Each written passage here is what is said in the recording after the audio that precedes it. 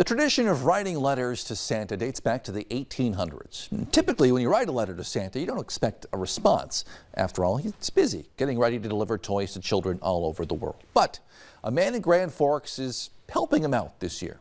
Valley News team Stacy Van Dyke brings us the story. On Darwin Drive in Grand Forks sits a light display that aims to be the best in town. My goal this year was to have a light bulb for every person in Grand Forks, and that's 58,000. So I've already surpassed that. But inside the house is something even more special. Nate Bertram sitting at his table writing letters. I had my heart set on that letter or the mailbox.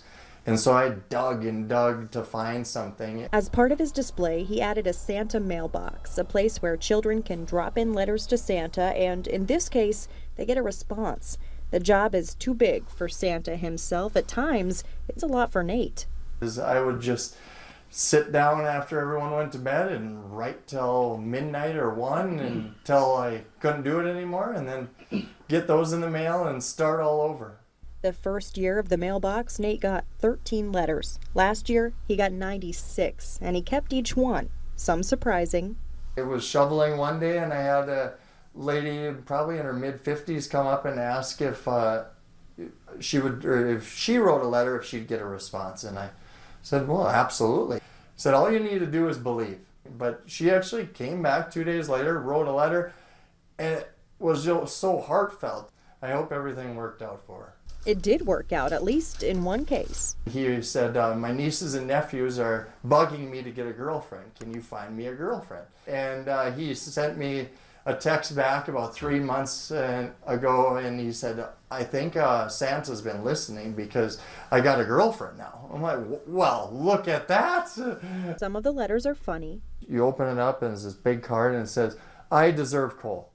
I'm like, what? He's honest. And in some cases, heartbreaking. When you see the simple ones where they just want bread or I want a meal, or I had one that wrote, I want to make sure that my sister gets this toy because she didn't get what she wanted last year. Is those kind of pull at you. And in those cases, this Santa's helper doesn't just sit back. I just drop a gift anonymously and hopefully it makes our Christmas.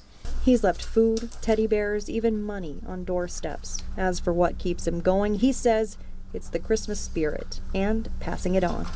Hearing that lady saying, oh, you're behind this is amazing. This is bringing the Christmas spirit to me. I'm like, well, that's all I need.